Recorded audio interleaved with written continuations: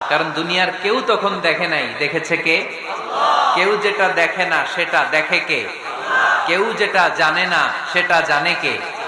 সবার চোখ ফাঁকি দেয়া গেলেও আমার আল্লাহর চোখ ফাঁকি দেয়া যায়?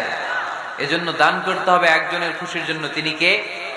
এজন্য রাব্বুল আলামিন বলেন, মাসালুল্লাযীনা ইউনফিকুনা আমওয়ালাহুম ফি সাবিলিল্লাহি কামাসালি হাব্বা আনবাতাত সাবআ সানাবিলা ফি কুল্লি সুমবুলাতিন মিআতু হাব্বা ওয়াল্লাহু ইউদাঈফু লিমান ইয়াশা ওয়াল্লাহু ওয়াসিউন আলীম। সুবহানাল্লাহ পড়েন।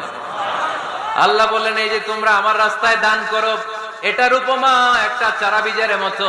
এই চারা বীজ জমিনে গেড়ে দিলে সেখান থেকে 60টা শীষ গজায়, প্রতিটা শীষ থেকে 100টা করে দানা হয়, প্রতিটা